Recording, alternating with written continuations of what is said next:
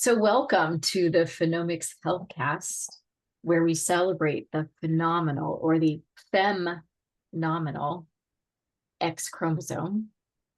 So, my name is Dr. Colleen Fogarty Draper. I'm CEO and co founder of PhenomX Health. And I'm very excited to have Amanda Baum with me here today. So, Amanda is a doctoral student and research associate at the Hamburg University of Technology. And she is in the process of leading a fantastic project around innovations and women's health. And the first leg of that project, which becomes the first paper that she's working on right now, is focused on inequality in women's health and entrepreneurship. And so that's really how I met Amanda, because she asked me to be part of her project. And I was very happy to share my experience as a female entrepreneur running a women's health tech company. So I think that in looking at what we're going to talk about today, we've set some goals around what we want to achieve. And for me, one of the real values that Amanda has brought to the table for me is putting words to the challenges that we see in working in FemTech and raising money, creating a startup, and getting the support that we need. She's been able to put together the information in a factual, data-driven way, which makes it easier for people like me to have the conversation.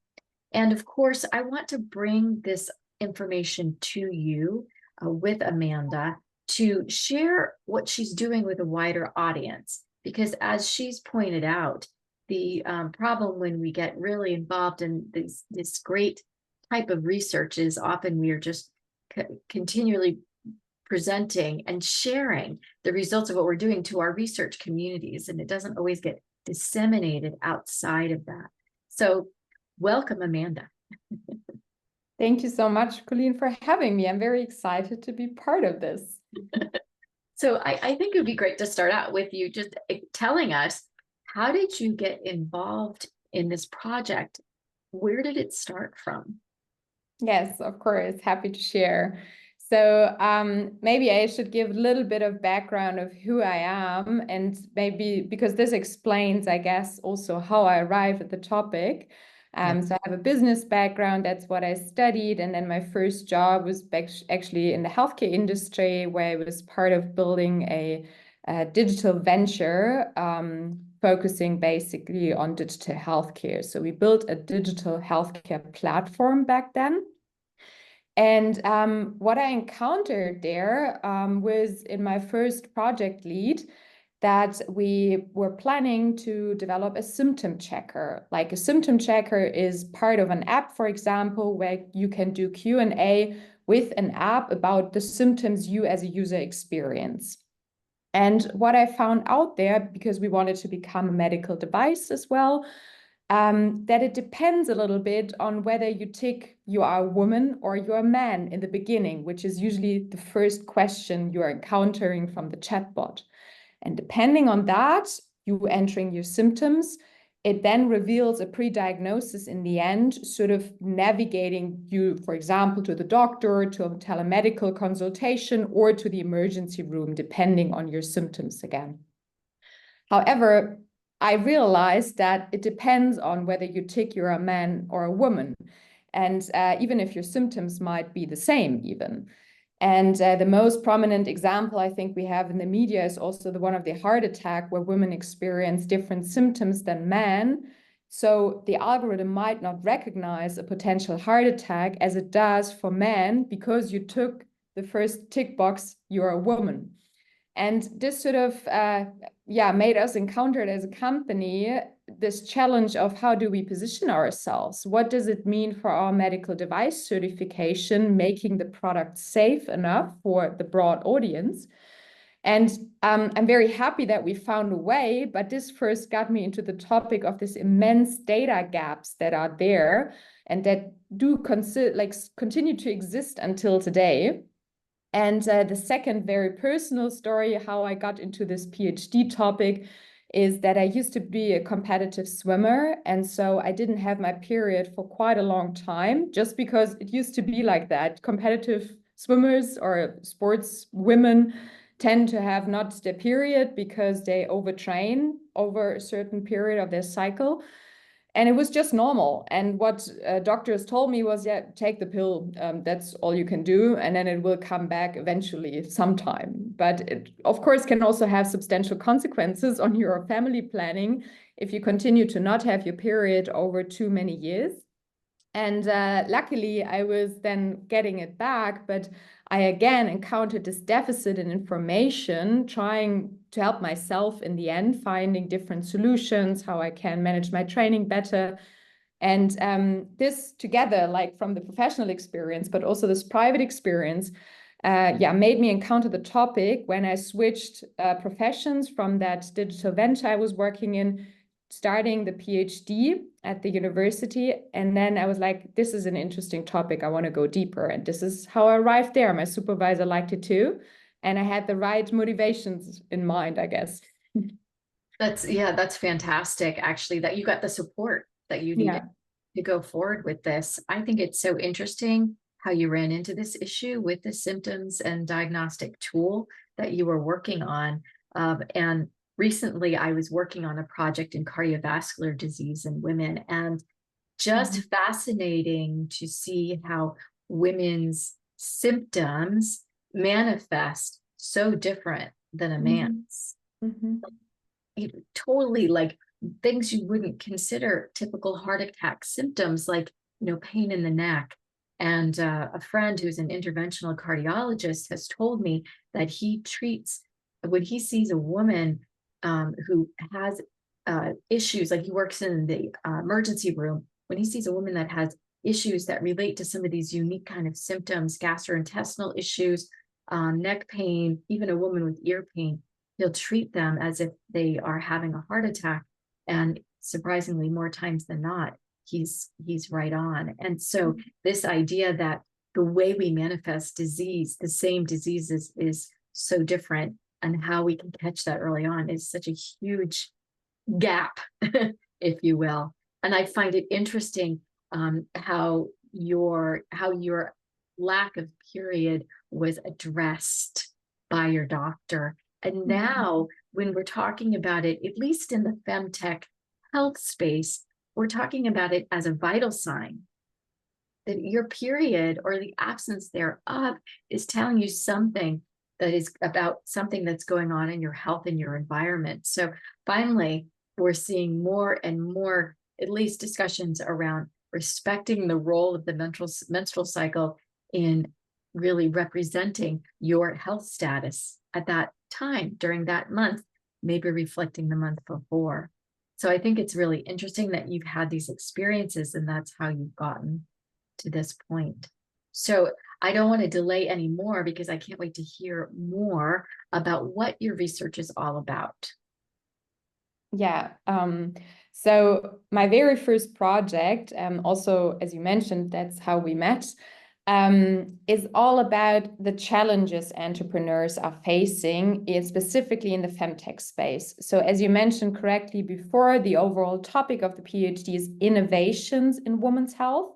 But we specifically focus on technological innovations, because we really believe that these type of innovations can make a difference towards the gender health data gap I was mentioning before, with respect to different symptoms, etc., between men and women.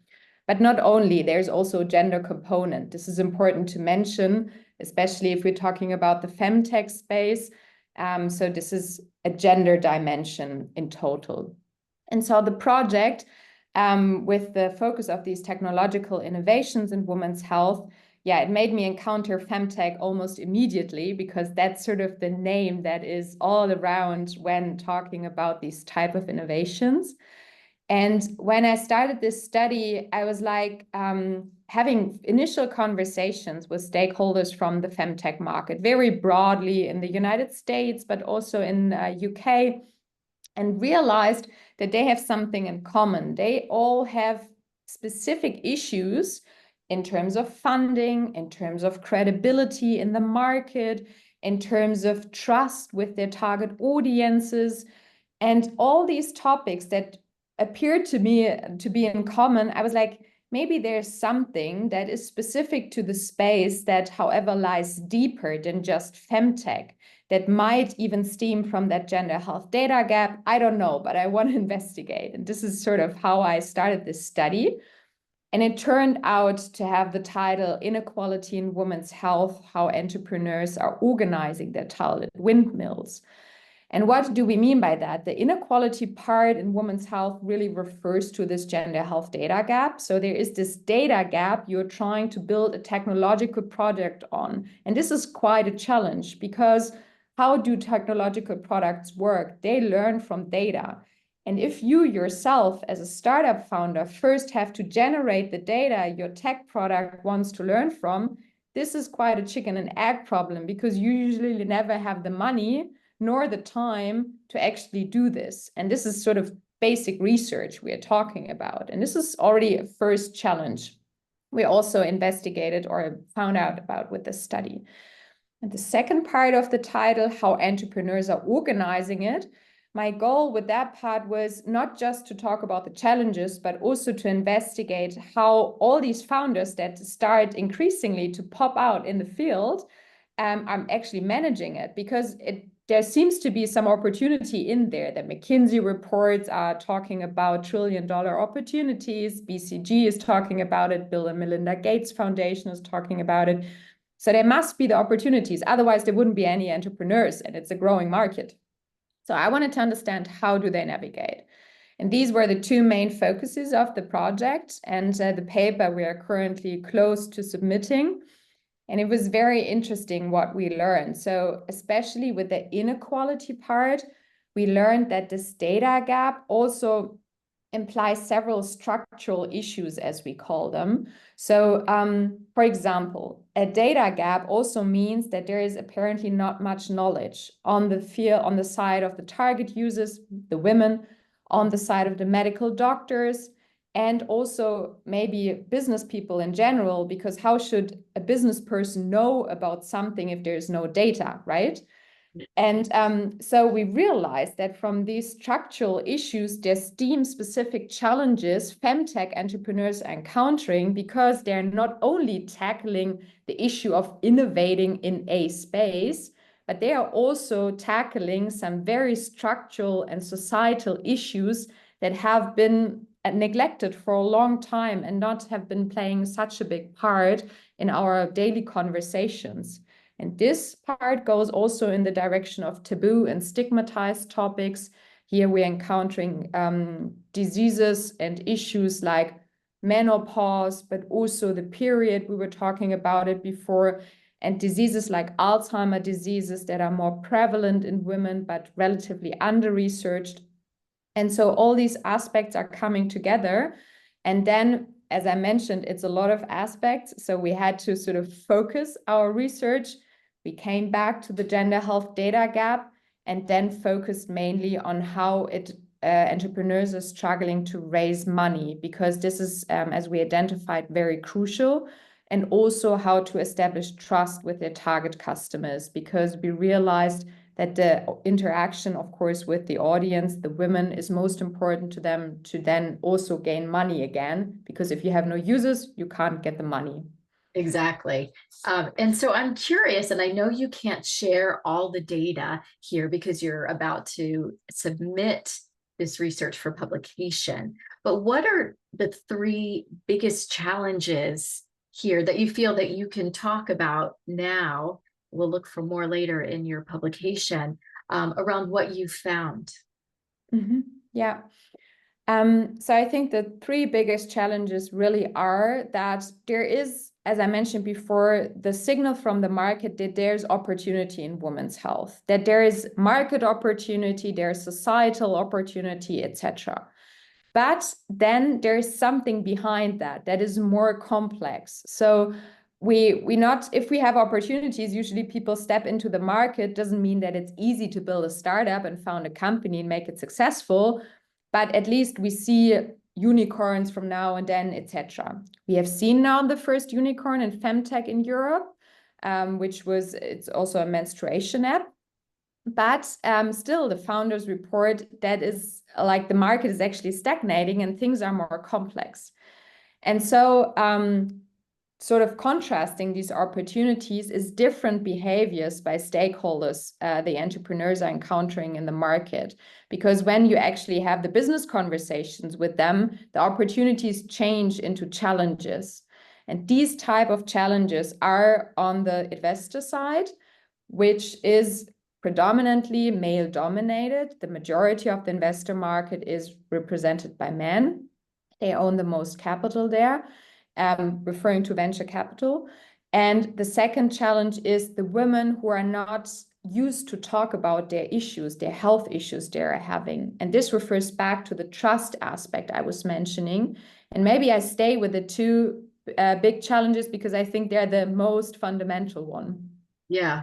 And it's so interesting. You make me think about when I gave a presentation and I was talking about my PhenomX Health, and I asked all the women in the audience to raise their hands that were in their midlife. And there was like maybe 2 hands, and they were like not so high up. And then afterwards, a couple of women came to talk to me and they said, yeah, I'm in my midlife, but I didn't want anyone to notice. Exactly. Right? So we have to inspire the women to talk about it, to get the message out. At the same time, we have to find the ways into getting more funding support. That is so much, it's not that I talk with many males who want to support FemTech, who come from the funding environment, but there's so much natural bias based on the fact that these are men and they haven't experienced this, and the women have either not talked about it or kept it to the side, or maybe the way they've experienced their hormonal health issues have been something that they never really helped the men understand how extreme they were.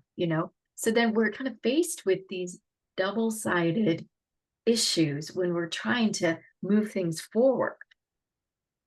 Yeah, you're absolutely right and described it very well.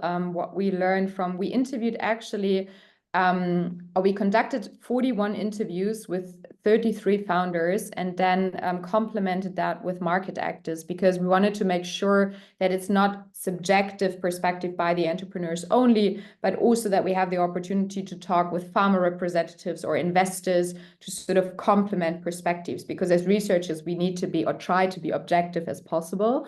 But you still, you mirrored it perfectly, what we still learn from the data, from these diverse audience we talk to, because also the man sometimes said as investors, how should I understand? Because I never experienced it. It's exactly how you said.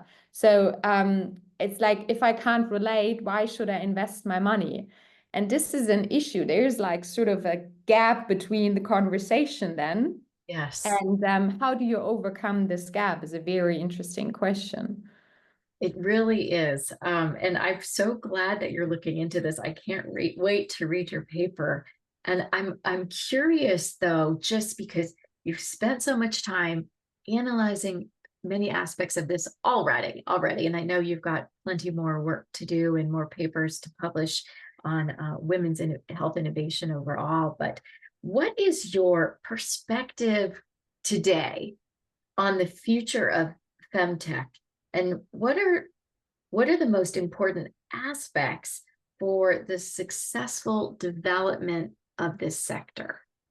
Mm-hmm. I think it's a very important question because I think that with introducing the FemTech term, something substantial has changed, because we then, as founders, as researchers, started to have a term to talk about these type of innovations in the women's health space. So this was already very helpful.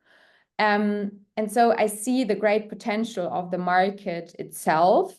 However, what I also believe at the same time is important are maybe 3 main aspects.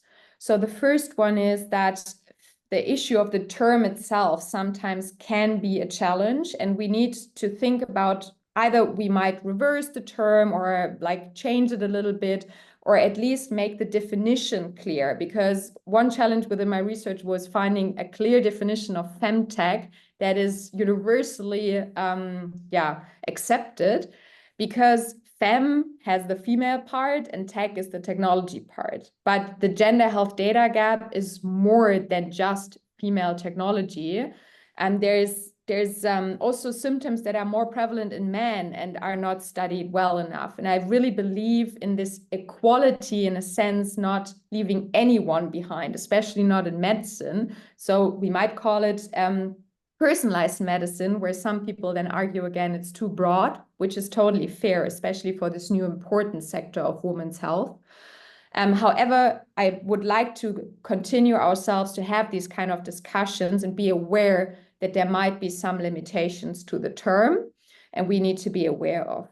The second aspect is that I personally favor the idea of considering at least some type of quotas in the investment sphere.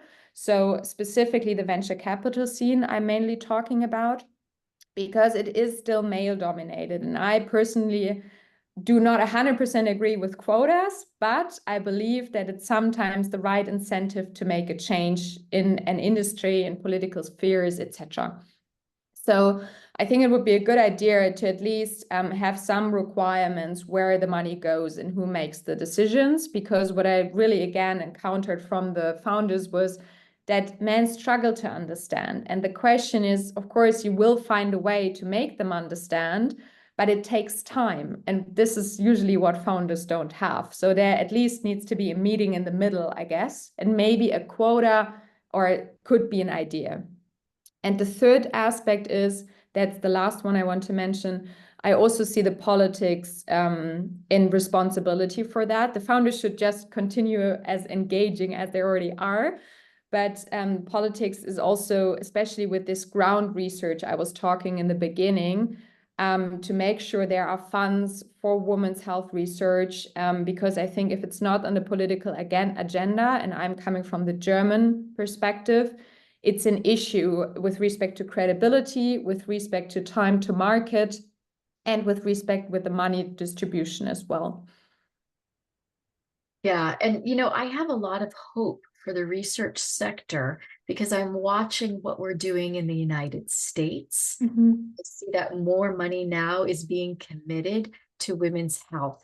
And, I'm just crossing my fingers that this is what other countries need to see to continue to drive this change. And, you see that if that's happening at a political government level, then people in the private sector can step up and also jump on the train and be part of that change. And so I do have so much hope that the hundreds of millions that are being pledged for women's health now in the US will just be, something that everybody gets inspired by. It starts with being able to do the right research. It's certainly, for me personally, partially why I'm here, being involved in research and seeing firsthand how we chose not to study women because the data were too noisy, and that women's health was only considered pregnancy and lactation, when in fact we know it's an entire life cycle of hormonal changes and vulnerable windows that are needed to be addressed from a healthcare perspective, and that we need to be researching. So I really appreciate your research perspective. Secondly, I find this idea of quotas very interesting. Sometimes it's important to put these ideas that are uncomfortable on the table, because when you do it, you spark the right conversations with the right people. And I'm thinking of a local angel investment network in Switzerland. The head of that network wants to change this issue. He sees it firsthand. He sees the FemTech lack of investment. He sees the natural bias that occurs because it's a male-dominated network, and he wants to create change. And so people like that might be amenable to putting forth these ideas in their organizations. even if it creates some conflict, it also creates more conversation, more awareness. So I'm behind you on that. I hope that you have the opportunity to put that forward with some of these organizations as you continue to advance your research. The last comment I want to make is you make me think about also the important role of the male biology. I mean, we're talking about two, biological sexes. Today, we're only thinking more about the two genders that result from those biological sexes. And of course, we know there are more genders, and this creates another conversation. But I will want to say that the experience that I've had so far in working in female health has actually given me the experience both on a scientific and product development level, but also on a level of building a business and seeing the natural bias in the startup space has actually given me a new appreciation for the male role in society and men's health. So it's in fact not a situation where I've at all forgotten about the male experience. And I think actually I honor it more because I see the importance of the difference for both sexes and both genders that we're focused on today. Yeah.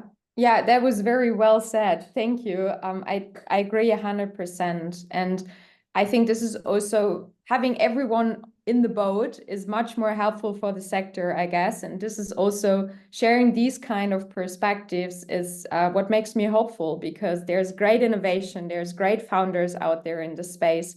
And I also believe that there's great potential. So I want to thank you so much for your time today on this podcast, because I feel lucky because one day I'm going to be able to say that I interviewed you. When you're famous in the space and you're talking with Oprah, in the US, we all get on to Oprah. And you're talking with Brene Brown, and you're talking with the politicians that you need to speak with to share the results of your work, to create the ripples of change that you will create in the work that you're doing. So thank you so much for your time today. Thank you so much for having me and these kind words. I'm very excited what's yet to come. Me too. So I just want to say to our listeners that I have been speaking with Amanda Baum. She is a PhD student and research associate with the Hamburg University of Technology. She's leading a project on innovations in women's health and has kicked that off with a study of the challenges in entrepreneurship in this space. You can find Amanda on LinkedIn at Baum, Baum 93. She would love to connect with you. And I am coming from PhenomX Health. We are a FemTech health startup in Switzerland. I'm the CEO and co-founder. And I really hope that you've enjoyed our discussion today and that you all leave this feeling phenomenal. So thank you for your attention today. Thank you.